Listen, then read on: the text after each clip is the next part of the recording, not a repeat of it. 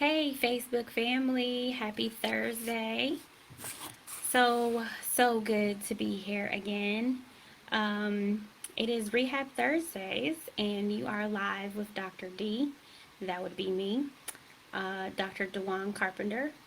I am a board certified physical medicine and rehabilitation physician specialist, and I focus on increasing patients' quality of life and function after they have been dealing with conditions related to problems with bones and nerves and muscles, brain, and spinal cord.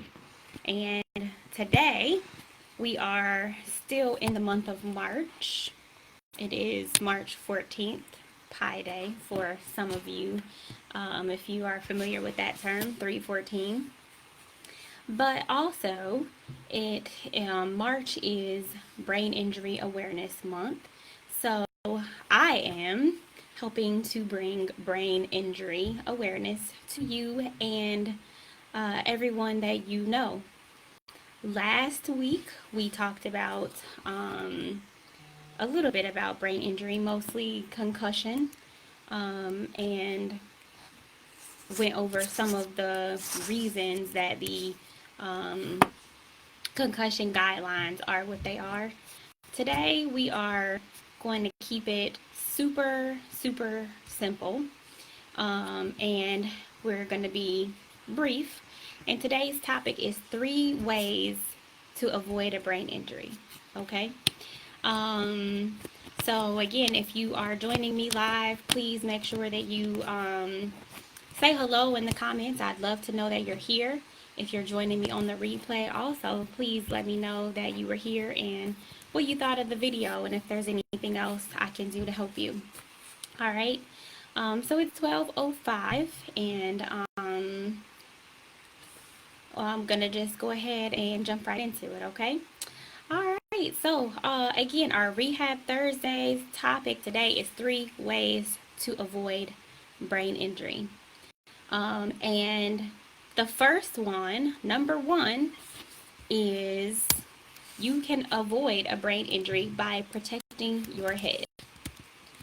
So that sounds like it's super simple, but protect your head. So spring is right around the corner. I'll be seeing a lot of people out on their motorcycles, seeing people out on ATVs, seeing people out on bikes. Protect your head. You need to have on a helmet at all times when you are on any of those motor vehicles, bicycles, even scooters. Wear a helmet. If you are a motorcyclist, I know in some places the half helmets are still approved for use. And when I was actually in training in Michigan, the Michigan law actually did not require that you have a helmet. So there were a lot of people that did not wear helmets on their motorcycles. On the highway going 65, 70, some of them going 85 miles an hour with no helmet, no protective gear. You got to protect your head. Not having a helmet is not going to be a good thing if you collide into something. And the half helmet, while it protects some parts of your, skull, which protects your brain, is still not full protection. So if you are riding a bicycle, you need to have on a helmet, and a properly fitted helmet. A lot of I think the fire departments sometimes will do it, have events for, helmet safety, and, helmet fitting and things like that, where you can check and make sure that the helmet fits right. It shouldn't be wobbly and wiggling around if you're wearing a bike helmet. You need to have a helmet if you're on a scooter. Anything that you could be going fast, fall off, and hit your head, you need to have a helmet. So again, number one is protect your head. That means wear a helmet on a motorcycle, ATV, scooter, on bikes. I don't think I'm missing anything. Um, Number two is decrease or avoid, if at all possible, risky activities. And that is not me being no fun, but again, you can recover from a broken arm, you can recover from a broken leg. You may have some pain related to it, but it's not going to totally alter your personality. It's not going to totally alter your life in most cases.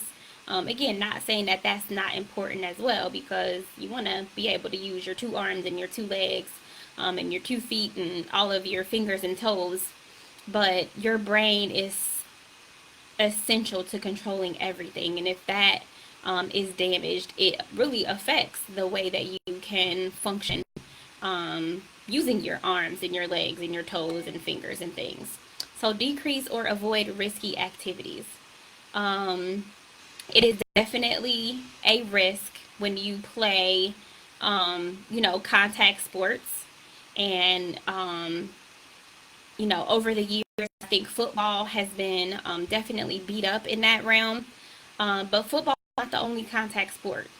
So, football, soccer, believe it or not, there actually are studies showing that in soccer, girls' soccer, women's soccer has been actually has had more concussions than in men's soccer. So for some reason, there was a little bit more aggression related to girls' soccer. So football is a risky activity. Soccer is risky. Lacrosse. Obviously there are several sports, and not just sports, but drag racing. I know that's not a legal activity, but again, these things happen. Drag racing is a risky activity. Just driving a car and you don't have a seatbelt, or your car hasn't been maintenance, and you don't have an airbag. You can't necessarily avoid an accident per se, as that's why it's an accident.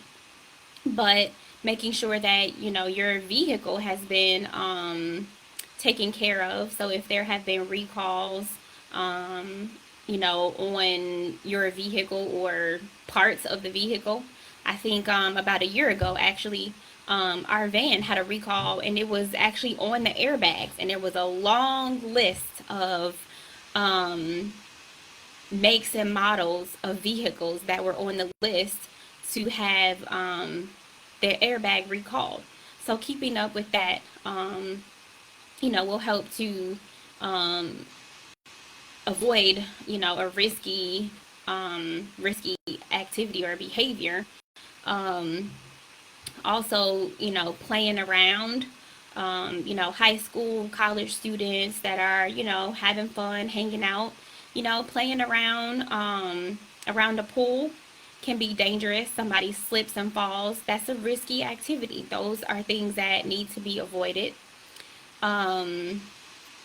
Drinking and doing contact activities or contact sports, risky activity.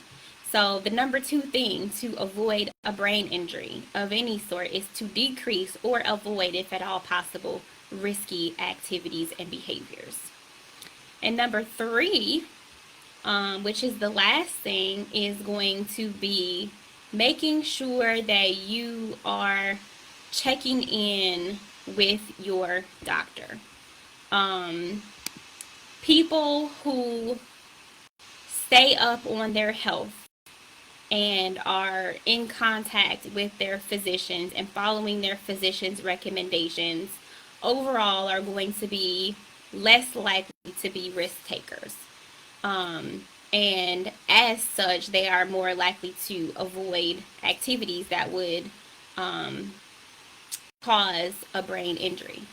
Not only that, but if there are, certain things that are going on in terms of your health and your medical conditions, your doctor is more likely to pick up on that if you are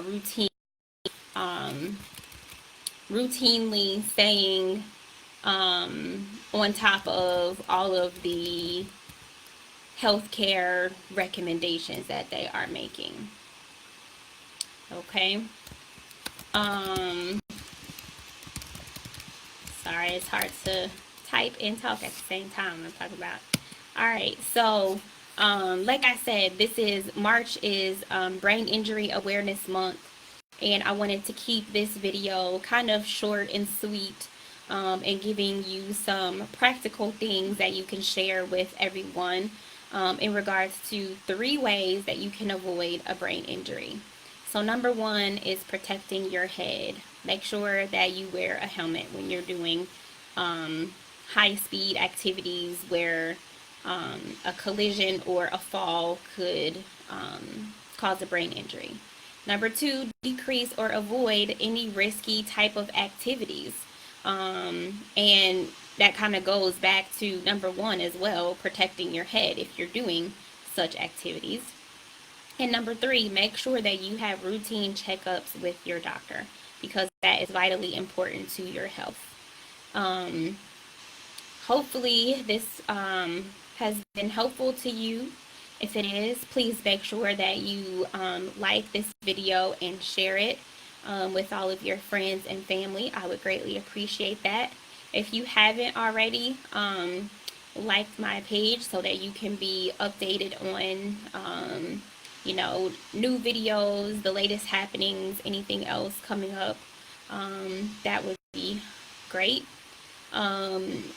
Today is our Rehab Thursday, and I just gave you 3 ways to avoid a brain injury. All right. So, if you have any questions or concerns, and you're watching the live, feel free to shoot me a comment. If not, you can always comment later or send me a message. I'm happy to respond to any questions or comments or concerns. And you have been watching Rehab Thursdays. I am your host, Dr. D, also known as Dr. Dewan Carpenter, your friendly physical medicine and rehabilitation physician, helping you and your family to increase your function, have a great quality of life, and live your life to the absolute fullest. You only have one life to live, so make it count. I'll see you guys again next week for another Rehab Thursdays edition. Thank you so much for joining me, and take care.